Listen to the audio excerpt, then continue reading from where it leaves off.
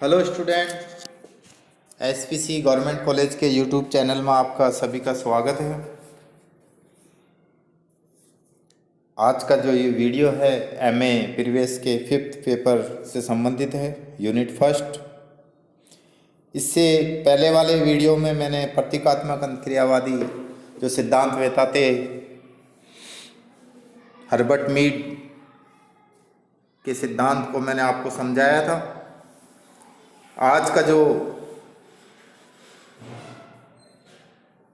Video है वो Herbert बल्यूमर का प्रतीकात्मक अंतःक्रियावाद का सिद्धांत से संबंधित है। प्रतीकात्मक अंतःक्रियावाद सिद्धांत के विकास में हर्बर्ट बल्यूमर का महत्वपूर्ण स्थान है। इन्होंने इस सिद्धांत को विकसित करने में काफ़ी महत्वपूर्ण भूमिका निभाई है। वह मुख्यतः अमेरिका से थे, उनकी सारी शिक्षा अमेरिका से प्राप्त हुई और वह हर्बर्ट मीड के शिष्य थे। हर्बर्ट मीड के जो प्रतीकात्मक अंतःक्रियावादी सिद्धांत है उसकी जो कमियां थी उनको दूर करते हुए प्रतीकात्मक अंतःक्रियावादी सिद्धांत को काफ़ी उन्होंने ऊंचाइयों तक पहुंचाया। हर्बर्ट बल्यूमर काफ़ी ही गहन अध्ययनों में रुचि रखते थे। उनके अध्यापन के साथ साथ अनुसंधान का कार्य भी वह करते थे और एक पेशेवर फुटबॉल के अच्छे खिलाड़ी थे वो। उन्होंने श्रमिकों से संबंधित जो विवाद होते थे उनको सुलझाने में भी वो काफ़ी अपनी मध्यस्थता निभाते थे और उनका जो अनुसंधान था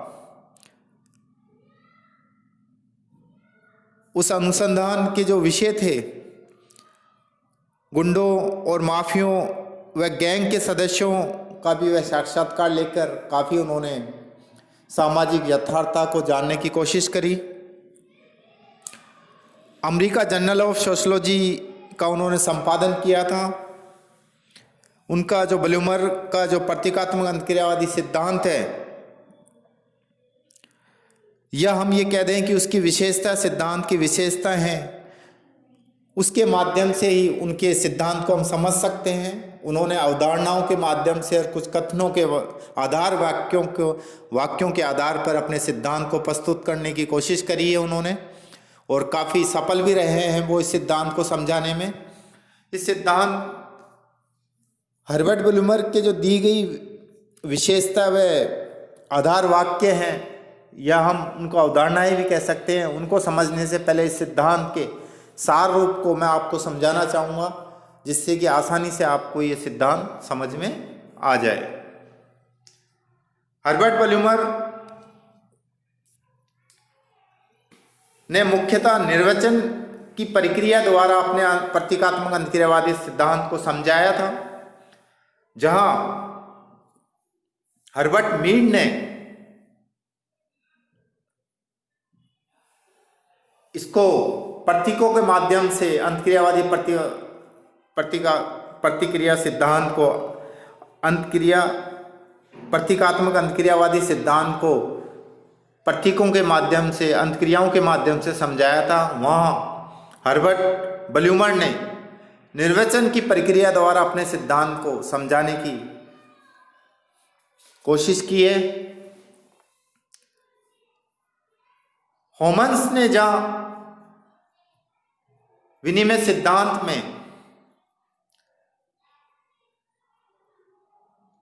उद्दीपन व प्रत्युत्तर की जहाँ होमन्स बात करते हैं, दो अवधारणाएं वो देते हैं विनिमय सिद्धांत में, उद्दीपन व प्रत्युत्तर, स्टिमुलस व रेस्पॉन्स। इसके आधार पर वो विनिमय सिद्धांत को समझाते हैं। होमन्स का जो उद्दीपन व प्रत्युत्तर का जो अवधारणा थी जिसके आधार पर उन्होंने विनिमय सिद्धांत को समझाया था, इन दोनों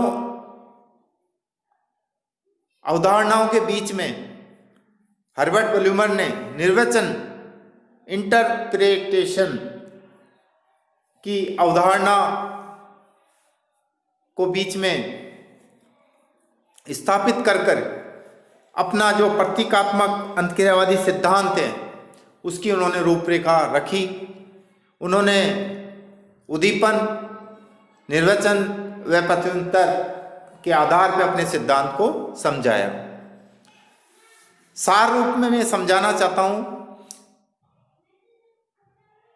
कि निर्वचन की प्रक्रिया कैसे चलती है। निर्वचन का मतलब व्याख्या करना, तर्कपूर्ण व्याख्या करना किसी घटना की या किसी समझ की, या बोध करना, अर्थपूर्ण बोध जिसका कोई अर्थ निकलता हो। सेल्फ के डेवलपमेंट या सेल्फ का किस तरह से विकास होता है, वह किस प्रकार से समाज के उद्दीपनों को ग्रहण करता है या संकेतों को ग्रहण करता है। सेल्फ एडुकेशन, स्व संकेत उनको ग्रहण करता है। जब सेल्फ और उद्दीपन के बीच में अंतक्रिया होती है, ये उद्दीपन हमें समाज द्वारा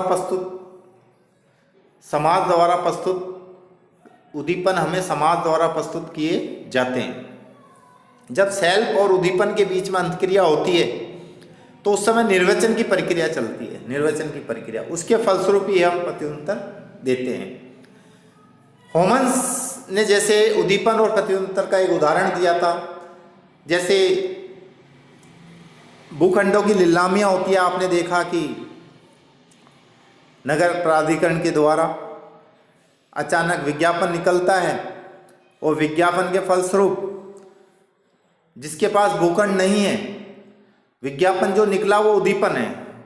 वो क्या है? एक उद्दीपन है। जिसके पास भूखंड नहीं है उसने उसका प्रत्युत्तर दिया कि मेरे पास भूखंड नहीं है, मेरे को भूखंड उसने खरीद लिया। तो ये होमन्स कहता है विनिमय सिद्धांत में। लेकिन हर्बर्ट ब्लूमर इन दो अवधारणाओं के बीच में अपनी निर्वचन की इंटरप्रिटेशन की अवधारणाओं को भी इसमें बीच में रखते हैं। वो कहते हैं कि समाज द्वारा उद्दीपन प्रस्तुत किए जाते हैं, समाज द्वारा, सोसाइटी द्वारा। इन उद्दीपनों का सेल्फ द्वारा निर्वचन किया जाता है। निर्वचन अंतक्रिया द्वारा जब उद्दीपन और सेल्फ में इंटरेक्शन होता है उसके पश्चात निर्वचन होता है। जैसे उदाहरण के रूप में भूखंडों की नीलामी के लिए जब अखबार में विज्ञापन निकला तो एक जो था उसने बी को कहा कि इस तरह का विज्ञापन निकला, तो बी निर्वचन करता है अपने सेल्फ के द्वारा, स्वयं संकेत के द्वारा, स्वयं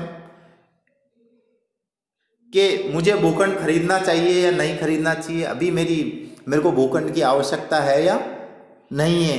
ये सारे वो करके डिसाइड करता है कि अभी मेरे को भूखंड की आवश्यकता नहीं है, मेरे पास पर्याप्त मात्रा में मकान है, अभी मुझे नया भवन बनाने के लिए उसके लिए भूखंड खरीदने की आवश्यकता नहीं है। उसके पश्चात वो प्रत्युत्तर देता है। तो स्व और उद्दीपन के बीच में जो इंटरेक्शन की क्रिया होती है उस क्रिया को समझाने के लिए हर्बर्ट ब्लूमर ने निर्वचन की अवधारणा दी, इंटरप्रिटेशन की, और उसके पश्चात निर्वचन के पश्चात प्रत्युत्तर आता है। इस सिद्धांत को हम इस तरह से समझ सकते हैं। आगे चलते हैं हम इसके। ब्लूमर का प्रतीकात्मक क्रिया जो सिद्धांत के विकास में एक निश्चित महत्वपूर्ण योगदान, इस योगदान के 3 महत्वपूर्ण पहलू इस प्रकार से हैं।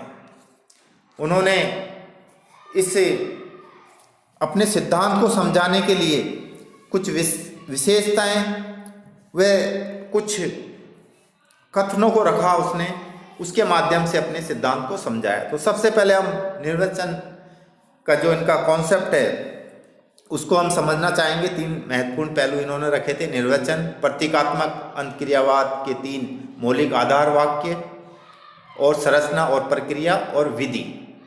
इसके माध्यम से उन्होंने अपना सिद्धांत को समझाया था।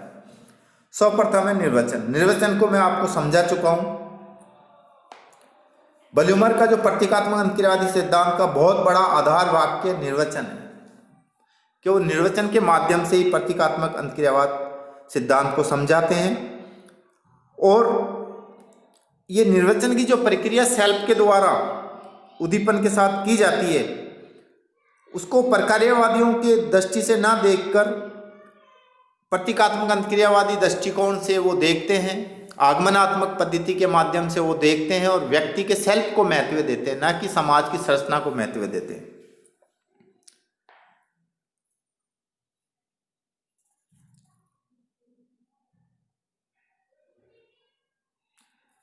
सेल्फ ही निश्चित करता है कि मतलब कि जो सिचुएशन आती है सोसाइटी में कि उससे कैसा व्यवहार करना चाहिए, ना कि सामाजिक सांस्कृतिक आर्थिक कार्यों की तुलना में व्यक्ति का जो सेल्फ है वो ज़्यादा शक्तिशाली होता है। जो प्रक्रियावादी है, संघर्षवादी है, जैसे प्रक्रियावादी कहते हैं कि प्रक्रियावादियों के अनुसार जो संरचना का जो अर्थ वो लगाते हैं कि सामाजिक व सांस्कृतिक भूमिकाओं के रूप में लेते हैं संरचना का अर्थ। लेकिन ब्लूमर जो संरचना को देखता है वह अंतक्रियाओं को केवल व्यक्तियों के बीच की अंतक्रिया ही मानते हैं कि अंतक्रियाओं के माध्यम से ही संरचना का निर्माण होता है और इस अंतक्रियाओं में ही व्यक्ति के सेल्फ ही वो डिसाइड करता है कि मुझे सोसाइटी में व्यवहार कैसा करना चाहिए। लेकिन प्रक्रियावादी ये कहते हैं कि व्यक्ति व्यवहार जो सामाजिक व्यवस्था में जो व्यवहार करेगा उसकी दशाएं पहले से ही मौजूद है। वो उन परिस्थितियों व दशाओं के अनुसार जो समाज में पहले से ही जो नियम बने हुए हैं उन्हीं के अनुसार उसको व्यवहार करना पड़ेगा। लेकिन ब्लूमर ये कहता है कि उसका सेल्फ ही निर्वचन की प्रक्रिया द्वारा डिसाइड करता है कि मुझे कैसा व्यवहार किसके साथ करना चाहिए।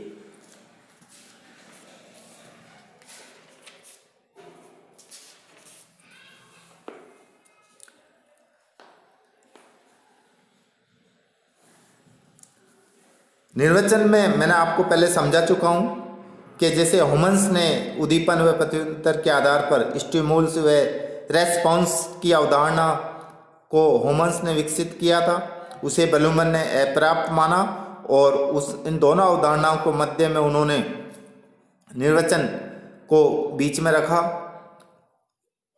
उसी के माध्यम से आपने अपने सिद्धांत की रूपरेखा रखी है। निर्वचन क्या है? जब सेल्फ में और उद्दीपन के बीच में जो इंटरेक्शन होता है, अंतक्रिया होती है, उसके फलस्वरूप निर्वचन करता है। वो मतलब व्याख्या करता है कि जो परिस्थिति है उसमें मुझे कैसा व्यवहार करना चाहिए। इसी को वो प्रतीकात्मक क्रिया मानते हैं, जो अर्थपूर्ण हो, जिसका कोई अर्थ निकलता हो, जो संकेतों को एक दूसरे समझते हो, उसी क्रिया को वो प्रतीकात्मक अंतक्रिया मानते हैं ब्लूमर।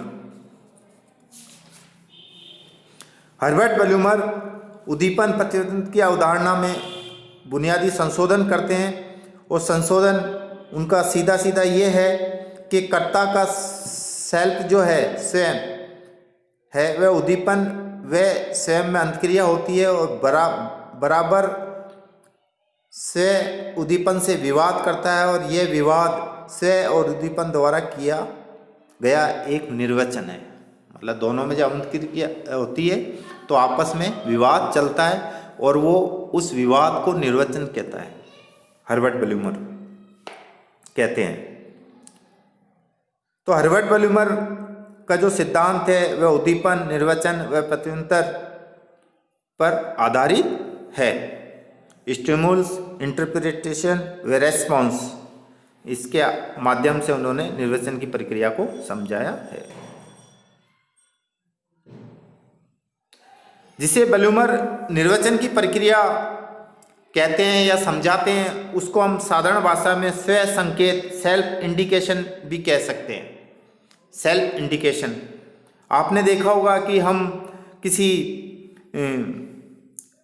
किसी प्रकार की जो बाहरी दुनिया से जो भी वस्तुएं आती है या जो ज्ञान आता है उसको हम स्वीकारते भी हैं और अस्वीकारते भी हैं। वो किस आधार पर संकेतों को हम स्वीकारते हैं कि वो हमारे लिए उचित है या अनुचित है। तो ये स्वीकारना अस्वीकारने का जो संकेत देता है वो सेल्फ देता है हमें। जब उद्दीपन से इंटरेक्शन वो करता, अंतक्रिया करता है। निर्वचन की प्रक्रिया में जो संकेत है वो काफ़ी महत्वपूर्ण है। जब तक हम सही अर्थ तक नहीं पहुंच सकते, जब तक कि हम संकेतों को जिसके साथ अंतक्रिया कर रहे हैं उसके संकेतों को हम नहीं समझ सकते, तब तक हम अंतक्रिया की व्याख्या नहीं कर सकते। उसको वैल्यूमर अप्रतीकात्मक अंतक्रिया कहते हैं अगर उसमें संकेतों का प्रयोग नहीं होता। संकेत क्या होते हैं? संकेत भाषा के रूप में हो सकते हैं, हाव भाव के रूप में हो सकते हैं, और व्यवहार के इस पर से जो तरीके समाज ने जो डिसाइड कर रखे हैं उन सभी संकेतों का अर्थ समान, समाज के सभी व्यक्ति समान अर्थ लगाते हैं उसका। जैसे अगर कोई व्यक्ति आँख पीली लाल पीली कर रहा तो सबको अर्थ इसका सामान्य मुहावरे का अर्थ है कि उसको गुस्सा आ रहा है, किसी प्रकार का गुस्सा आ रहा है। तो सभी इन संकेतों का अर्थ समान लगाते हैं।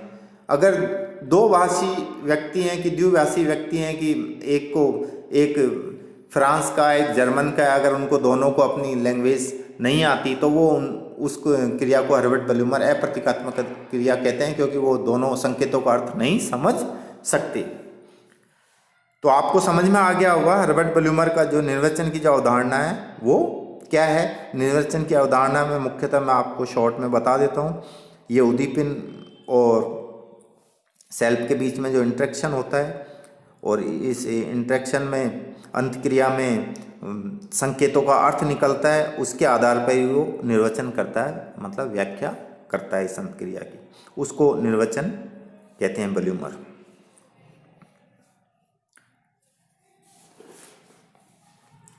अगली जो इनकी विशेषता है सिद्धांत की, प्रतीकात्मक अंतक्रियावाद के 3 मौलिक आधार वाक्य, उसके आधार पर उन्होंने सिद्धांत को समझाया। पहला जो मौलिक आधार वाक्य है वो क्या है? मनुष्य की क्रिया में अभिप्राय का महत्व है। वह अभिप्राय को समझाना चाहते हैं कि व्यक्ति जब क्रिया करता है तो अभिप्राय कैसे निकालता है, अभिप्राय का स्रोत, उसे कहाँ से प्राप्त होता है अभिप्राय, और निर्वचन में अभिप्राय की क्या भूमिका होती है जब वो व्याख्या करता है किसी घटना की, या जो उद्दीपन मिला उसके बारे में अपने विचार प्रस्तुत करता है, तो वो अभिप्राय की भूमिका, निर्वचन में अभिप्राय की क्या भूमिका होती है, उस चीज को इन्होंने अपने सिद्धांत में समझाना चाहा। तो प्रतीकात्मक अंतक्रियावाद के 3 मौलिक आधार वाक्यों में सर्वप्रथम है मनुष्य की क्रिया में अभिप्राय का महत्व। वैल्यूमर का कहना है कि इन 3 आधार वाक्यों में प्रतीकों का अभिप्राय बहुत ही महत्वपूर्ण है। जब तक हम क्रियाओं में अभिप्राय को अगर नहीं समझेंगे, हम प्रतीकों के अभिप्राय को, तब तक हम उस क्रिया को हम अप्रतीकात्मक क्रिया कहेंगे, ना कि प्रतीकात्मक। सामान्यतः मनुष्य वस्तुओं का जो अर्थ निकालते हैं उसी के अनुरूप कार्य करते हैं। आपने देखा होगा कि हमारी सोसाइटी में हम किसी प्रकार के, हमारे को उद्दीपन अगर कुछ मिलते हैं या हमारे से कोई कुछ कहता है तो हम जो अर्थ निकालते हैं उसी के अनुसार हम कार्य करते हैं। मान लो हमारे को उदाहरण के रूप में हमारा मित्र ये कहता है कि सिनेमा देखने का, अगर वो हमें निमंत्रण देता है कि हमें कल सिनेमा देखने जाना है, पिक्चर हॉल में जाना है, तो उसका अर्थ हम क्या निकालेंगे? उसका अर्थ हम मनोरंजन और मौज और मजा ही निकालेंगे, उसका अन्य अर्थ नहीं निकालेंगे, कि समाज के सारे लोग यही अर्थ निकालते हैं। उसका अर्थ हम ये नहीं निकालेंगे कि पिक्चर हॉल में जाके या सिनेमा हॉल में जाके हमारे को गणित के सवालों को सॉल्व करना है। तो मतलब कहने का अभिप्राय यह है कि मनुष्य की क्रियाओं में अभिप्राय का महत्व होता है। जब वो मीनिंग निकालता है तो वही मीनिंग निकालता है, उसी के अनुरूप कार्य करता है। जो वस्तुओं के अर्थ सभी निकालते हैं उसी के अनुसार वो कार्य करता है। डिफरेंस प्रकार का कार्य वो नहीं करता, अलग प्रकार का कार्य नहीं करता। अगला है इनका जो 3 मौलिक आधार वाक्यों में, दूसरा है अभिप्राय का स्रोत। क्या ये हमें अभिप्राय का स्रोत कहाँ से मिलते हैं? ये मैंने आपको पहले भी फर्स्ट जो स्लाइड थी उसमें बताया था। अभिप्राय के हमें जो स्रोत मिलते हैं वो हमें समाज द्वारा मिलते हैं। हम लोगों के साथ जो अंत्यक्रियाएं करते हैं उनके माध्यम से हमें ये स्रोत प्राप्त होते हैं। ब्लूमर कहते हैं कि व्यक्ति अपने सहयोगियों, साथियों, विरोधियों के साथ जो सामाजिक अंतक्रिया करता है, इन्हीं अंतक्रियाओं से वह अभिप्राय निकालता है। जैसे उदाहरण के रूप में मान लो हमने किसी पड़ोसी, जब वो संकट के समय था, आपत्ति के समय था, हमने उसकी मदद करी। इस अंतक्रिया से हमने प्रतीकों का अर्थ निकाला कि हमने पड़ोसियों और सहयोगियों को आवश्यकता अनुसार अवश्य मदद देनी चाहिए। क्या अर्थ निकाला हमने कि हमारा अगर पड़ोसी किसी प्रकार के संकट में है तो हमें उसकी मदद करनी चाहिए। तो हमें, जब हम दूसरे लोगों के साथ अंतक्रिया करते हैं, तब हम उन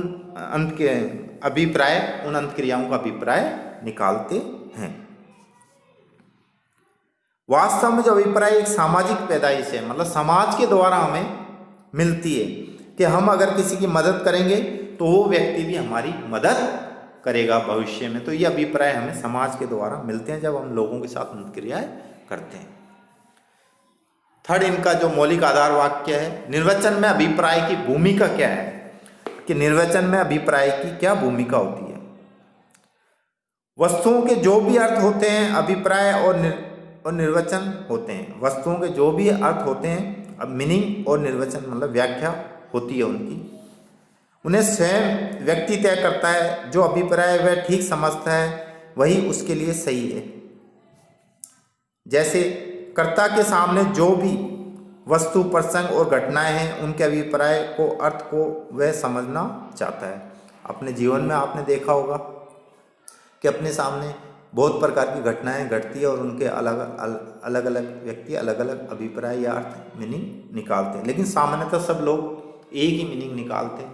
अगर कोई खुशी का माहौल है तो सब खुशी की फीलिंग का मीनिंग निकालेंगे, और दुख का माहौल है तो दुख की फीलिंग का मीनिंग निकालेंगे। ऐसा नहीं कि सुख में दुख का अभिप्राय निकालें और दुख में सुख का अभिप्राय निकालें।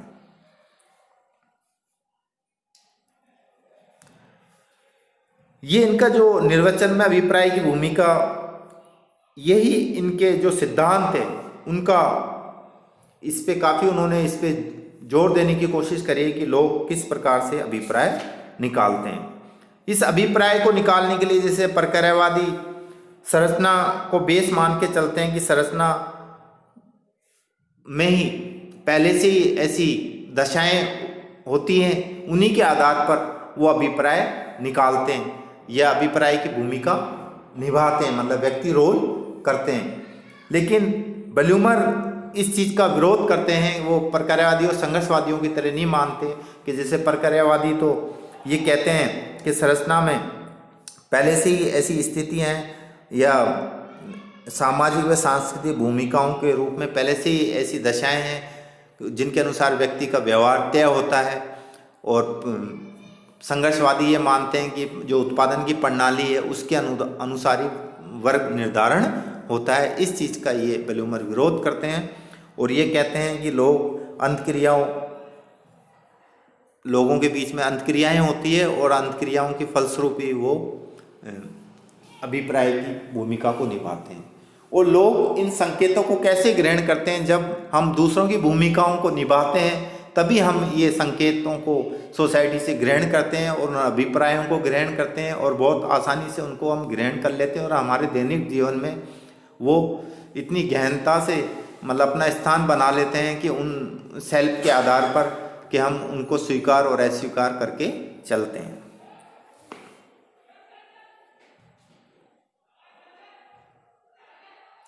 जिस प्रकार से प्रक्रियात्मक और संघर्ष सिद्धांतवेत्ता व्यवहार के विश्लेषण में सामाजिक संरचना पर अधिक जोर देते हैं, उनका कहना है कि व्यक्ति जब अंतक्रिया करता है तो यह अंतक्रिया समाज द्वारा संचालित होती है।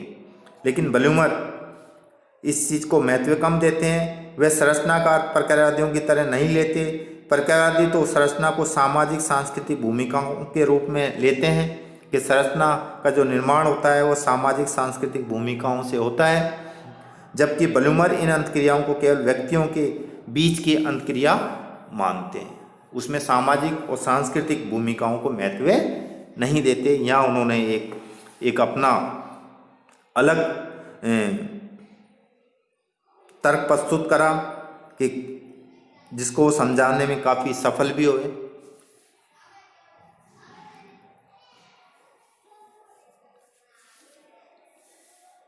उसके पश्चात आता है संरचना और प्रक्रिया। संरचना और प्रक्रिया मैं आपको काफ़ी पहले इसमें समझा चुका हूँ निर्वचन में अभिप्राय की भूमिका में, कि जहाँ प्रक्रियावादी संरचना का अर्थ जो लगाते हैं वह सामाजिक व सांस्कृतिक भूमिकाओं के रूप में लेते हैं, वहीं ब्लूमर अंतक्रियाओं की जो प्रक्रिया है उसको समझाने में ज़्यादा महत्व देते हैं। विधि, लास्ट टॉपिक आता है विधि। ब्लूमर ने जो प्रतीकात्मक अंतक्रियावादी सिद्धांत है इसको विकसित करने की जो उनकी विधि है वो काफ़ी सराहनीय रही है। काफ़ी सिद्धांतवेताओं ने इसकी प्रशंसा करी है। उन्होंने इस सिद्धांत को विकसित करने के लिए, मनुष्य के व्यवहार को समझाने के लिए आगमनात्मक उपागम को सबसे अधिक उचित समझा उन्होंने और उपयोगी समझा। उन्होंने निगमनात्मक सिद्धांतवेता हैं जैसे प्रकार्यवादी, इनकी उन्होंने आलोचना करी और उसको अस्वीकार करा। तो इनकी जो विधि थी वो आगमनात्मक अप्रोच थी, इंडक्टिव अप्रोच।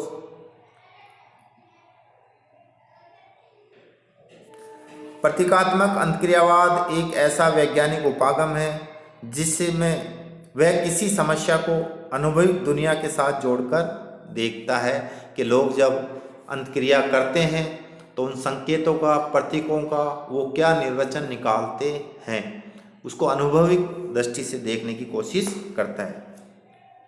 स्व अनुभविक दुनिया का निर्वचन करता है। सेल्फ ही जो स्व है वो ही दुनिया का निर्वचन करता है, व्यवहार की व्याख्या करता है।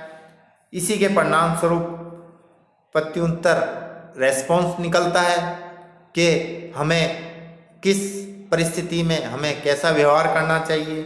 यही रेस्पॉन्स आगमनात्मक नियम को बनाता है। यही इनके सिद्धांत की विधि थी जिनको उन्होंने समझाना चाहा। कुल मिला के उन्होंने आगमनात्मक विधि को अनुभव में तर्क को जोड़ते हुए और व्यक्ति सोसाइटी में किस प्रकार का व्यवहार करता है इसको समझाने के लिए उन्होंने आगमनात्मक विधि को काम में लिया। सारांश रूप में हम ये कह सकते हैं कि जो प्रतीकात्मक अंतक्रियावादी सिद्धांत की जो परंपरा हर्बर्ट ब्लूमर के जो गुरु थे हर्बर्ट मीड ने प्रारंभ करी थी, उसको ब्लूमर के योगदान ने काफ़ी उच्च स्तर पर पहुंचा दिया और ब्लूमर का दृष्टिकोण बहुत स्पष्ट है। उनका कहना है कि नवजात शिशु की स्थिति में मनुष्य का स्व या सेल्फ असंगठित होता है, लेकिन धीरे धीरे ये सेल्फ निर्वचन द्वारा समाज के मूल्यों, मानक व भूमिकाओं, परिस्थितियों को अपनाता है। तब उसमें मैं मेरा हो जाता है। इस संपूर्ण विकास में कई प्रक्रियाएं काम करती है और इस तरह प्रतीकों के एक लंबे चौड़े जाल में अंतक्रियाएं अर्थपूर्ण होती जाती है। इसका सारांश यह है कि मीड का आपने पढ़ा हो सामाजिकरण का सिद्धांत, उसमें आई और मी की उन्होंने अवधारणा बताई है कि आई जो होता है वह नवजात शिशु जैसी स्थिति होती है उसकी, जब सेल्फ की आई स्टेज होती है। लेकिन जब वो समाज के मूल्य, मानक व भूमिका व परिस्थितियों को अपना लेता है तो मी बन जाता है, मेरा। इस संपूर्ण विकास में कई प्रक्रियाएं काम करती है। इन संपूर्ण विकास में कई प्रक्रियाएं काम करती है। इन प्रक्रियाओं को उन्होंने उद्दीपन और प्रत्युत्तर, निर्वचन व सेल्फ के माध्यम की, इन अवधारणाओं के माध्यम से समझाना चाहे। जब सेल्फ उद्दीपन के साथ अंतक्रिया करता है तो निर्वचन होता है और निर्वचन के फलस्वरूप प्रत्युत्तर रेस्पॉन्स देता है। कुल मिला के जो हर्बर्ट मीड का जो सामाजिकरण का सिद्धांत था उसमें निर्वचन की इन्होंने जो अवधारणा को जोड़कर अपना प्रतीकात्मक अंतक्रियावाद का सिद्धांत प्रस्तुत करने की कोशिश करी है और ये काफ़ी सफल भी इसमें हुए हैं। धन्यवाद।